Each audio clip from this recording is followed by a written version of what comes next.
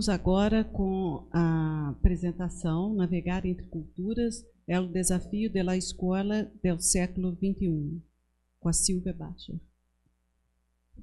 Gracias. Ya casi termina. La buena noticia es que desde hace más de 20 años, muchos de quienes estamos aquí sentimos que recién empieza. Y ver que cada vez que vuelvo, porque yo no vengo a Brasil, Ismar lo sabe, yo vuelvo a Brasil, veo nuevas caras, caras jóvenes que preguntan, que se interesan, que participan, que producen. Es parte de la convicción de esta construcción colectiva que hoy, gracias a la entusiasta y fuerte convicción de Ignacio Aguaded en la convocatoria de la red Alfamed, que es una red diversa, rica, euroamericana desde su nacimiento, pero diversa en la participación de sus integrantes, en los perfiles de sus integrantes y en las propuestas que tienen. Y gracias a Gabriela Borges, que no sé por dónde está, que tuvo la valentía de llevar adelante en tiempos arduos esta convocatoria que nos trajo a todos de vuelta para volver a encontrarnos. Un camino que, como decía Ismar y también traía hoy Agustín y mencionó Ignacio en su momento, nos trasciende, comenzó mucho antes que nosotros, nombraban a Freinet, nombrabas ayer a Janusz Korczak con su bandera verde y el primero en hablar de los derechos de la infancia sin saber que era una semilla que todavía necesitaba mucho riego y mucho material para crecer, porque todavía al día de hoy no ha germinado, o quizás ha germinado pero no se ha fortalecido. En ese sentido, celebrar este encuentro, agradecer a los organizadores por el encuentro y mucho más, por el encuentro y los encuentros que nos permiten conocer y escuchar desde distintas perspectivas. Tengo que decirlo, yo no me considero una académica, mi profesión es, me formé como maestra, como profesora en letras, ejercí, trabajé mucho tiempo en gestión pública, dirigiendo un proyecto que tuvo mucho impacto en la ciudad de Buenos Aires hace muchos años, cuando se celebraba el encuentro en La Coruña. Hacía más de una década que estaba trabajando en el proyecto de comunicación y educación, y que devino después, desde hace ya 14 años, en la asociación civil Las Otras Voces, Comunicación para la Democracia. ¿Se entiende? Eu posso falar portuñol, pero acredito que va a ser mucho peor. Vamos al español divagar. Decía que en esta última, no porque sea la última, sino porque mirado hacia atrás lo es, de esta asociación civil, buscamos fortalecer y visibilizar los derechos por los que siempre trabajamos, los derechos a la comunicación y a la educación, en esa trama tan compleja de la que quiero hablar hoy. Decía que ese fue un costado de mi camino profesional a instancia de distintos amigos, Ignacio, Ismar, Jesús Martín Barbero, que no fue nombrado creo hasta ahora aquí, pero es un maestro para muchos de nosotros. Avancé en mi formación académica, no porque quiera dedicarme a una carrera académica, sino para consolidar los conocimientos, y allí llevé adelante la maestría de Comunicación y Cultura, que dio como fruto el libro Navegar entre Culturas, justamente, que tiene el nombre de esta pequeña presentación. Pero también soy periodista, y entonces me sentía muy interpelada por las palabras de Agustín, que hizo su evaluación y la aplicación de los cuestionarios y la investigación con muchos colegas.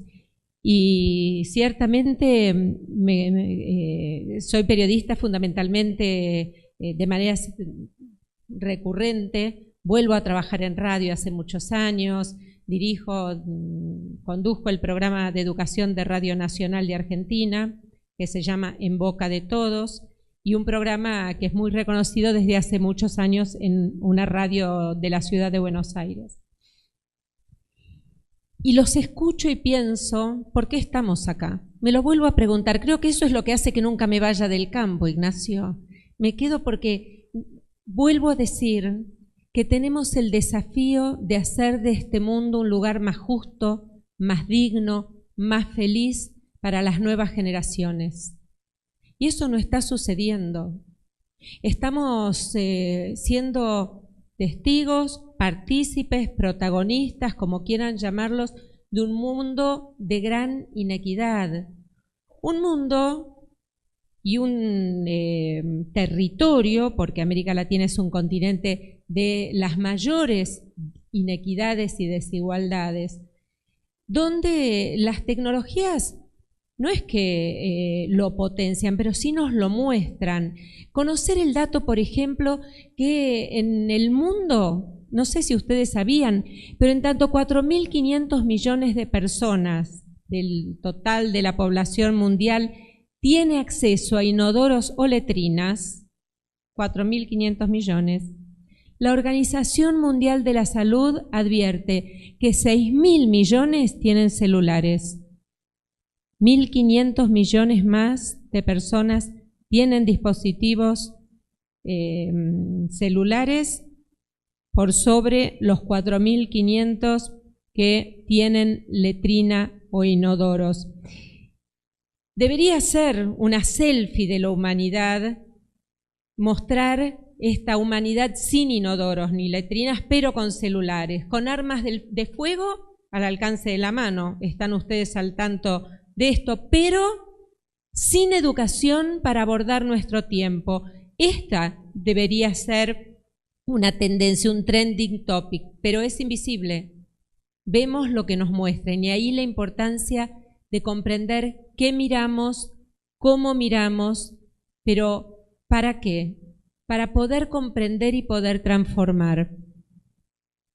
Educación y comunicación son dos derechos, lo hablaba ayer con un grupo de estudiantes aquí, y para mí es como el eje en el que me centro cada vez que pienso en estos temas, que denominamos como derechos habilitantes, habilitantes para el ejercicio de otros derechos.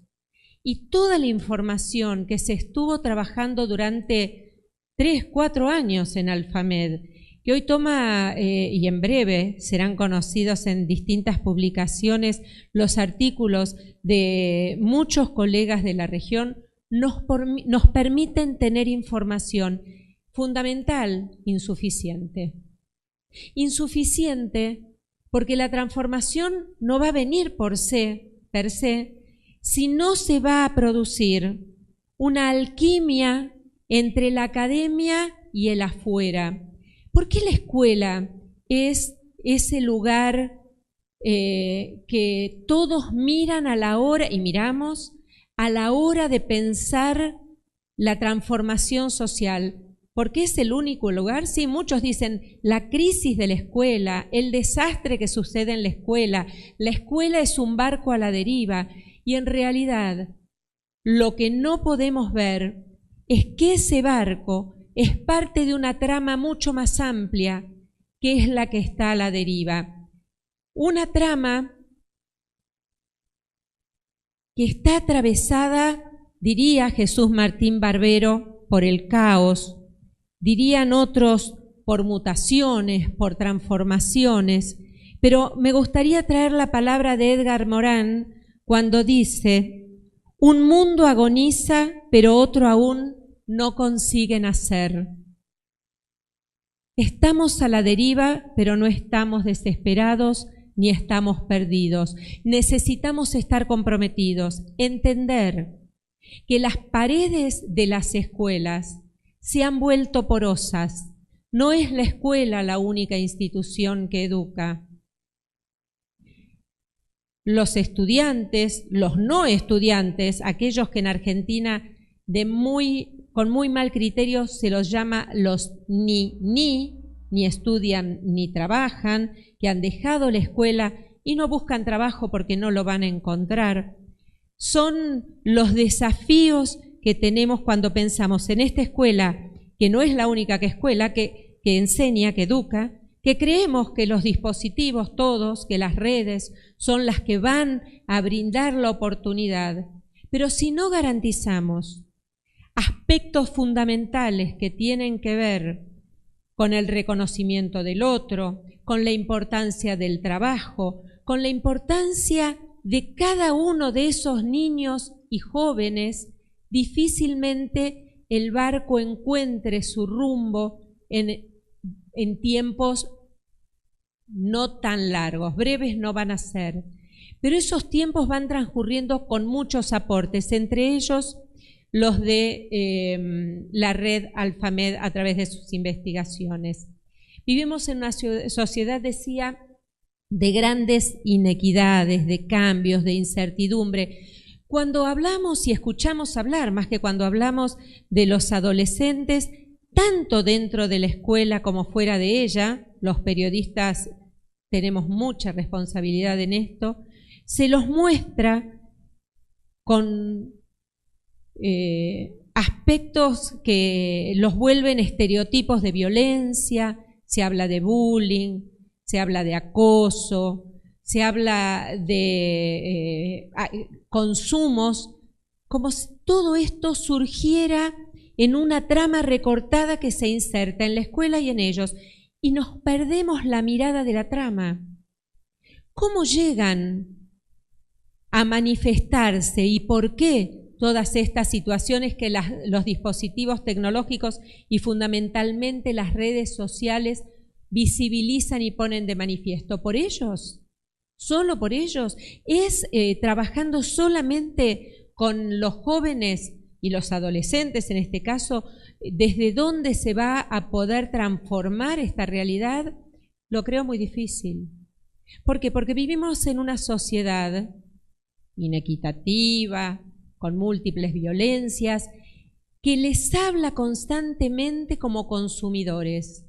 Les promete que el consumo va a garantizar la felicidad, cuando lo único que les va a brindar es la insatisfacción, la imposibilidad de lograr lo que desean y en consecuencia la falta de posibilidades de poseer, porque es imposible lograrlo.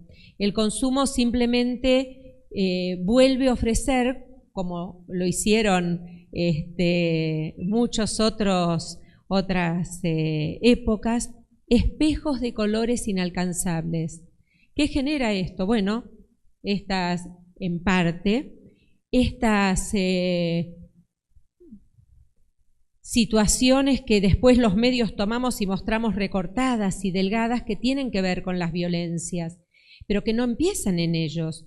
Nos preocupamos por los consumos que hacen los jóvenes de dispositivos, por supuesto, pero también de sustancias, por ejemplo, sin ver que cuando ellos deciden consumir alcohol, por ejemplo, porque este es un tema que después podemos abordar porque trabajamos muy fuertemente, su margen de decisión es muy pequeño.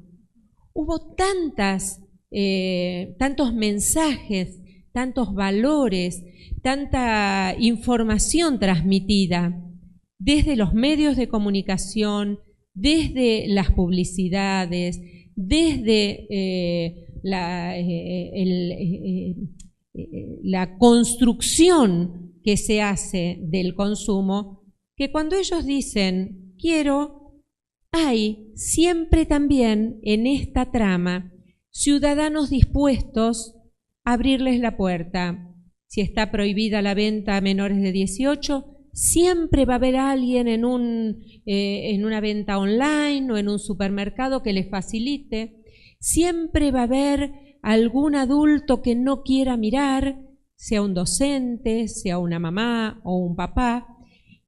Y decimos, los jóvenes consumen sin mirar toda esta trama que lo lleva, en muchos casos, a avanzar en estas conductas que les resultan dañinas para ellos, para sus pares y para la sociedad en su conjunto. La educación y la comunicación se tienen que poner por delante de estas tramas, de estos dilemas en los que quieren engañarnos, de hay que construir muros, de esto también se habló ayer y se habló hoy, porque los muros nos garantizan certeza, certezas que se han perdido. Los muros de la escuela se han vuelto porosos y han desaparecido. Y son los dispositivos tecnológicos y son las personas fundamentalmente quienes pueden tender puentes para evitar y para ser alternativa a estos muros que lo único que hacen es generar desconfianza, temor, desconocimiento y violencia. ¿Cómo pensar esta trama de escuela, de medios, de pantallas, de culturas tan diversas que se ven en la escuela? La cultura letrada versus, pongamos muchos signos de admiración, de pregunta, no es un lapsus, de pregunta, versus la cultura digital, la cultura escolar versus la cultura juvenil. ¿Cómo se dirimen estas tensiones? No tienen que estar enfrentadas, no es un versus, es un navegar para el encuentro. ¿Cómo no pensar, decía, en esta trama?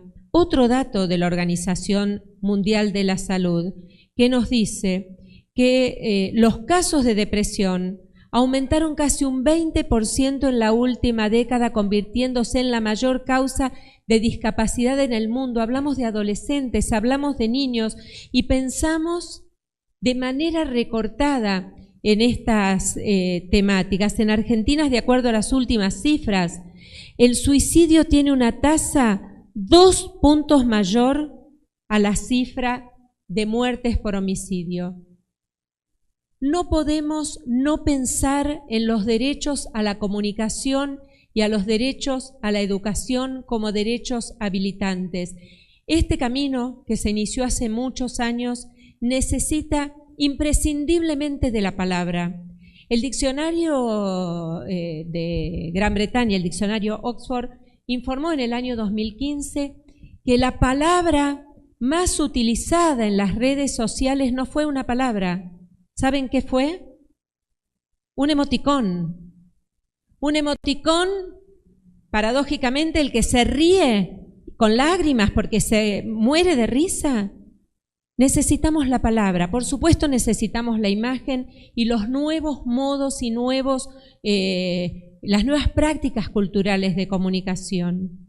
Pero es la palabra la que nos va a permitir reconvertir la trama, la que nos va a permitir reencontrarnos en las diferencias, fortalecer el sentido de estar juntos en la escuela que conocemos y en las nuevas escuelas que estamos descubriendo, como pueden ser los dispositivos, pero no serán una u otra desde mi punto de vista, serán esos modos generando nuevas tramas, pensando la comunicación no como los medios de comunicación, sino como las personas y los vínculos que entre ellos se construyen. Esta trama en la que navega el barco de la que hablábamos al principio mirando la escuela y que fuimos ampliando con algunos de los muchísimos condimentos que hacen a pensar a los sujetos en este mundo inequitativo, diverso, pero que tiene la oportunidad, lo decía también hoy temprano Agustín, lo decías Ignacio, pude ver en el Facebook del observatorio parte de tu presentación, la oportunidad de volver a encontrarnos, de encontrarnos en las diferencias, de encontrarnos en las similitudes y de enriquecernos en este mundo que, como dice Paulo Freire, que han nombrado muchas veces aquí, nos propone ser cruzadores de frontera. El campo de la comunicación y el campo de la educación en este y en tantos otros espacios Lo que ha hecho fue cruzar fronteras para fortalecerse. La escuela sola no puede. La educación no puede mirarse desde la educación. Aunque muchos pedagogos se enojen cuando digo esto y no estén de acuerdo, la educación necesita de otras disciplinas, de la comunicación y la cultura.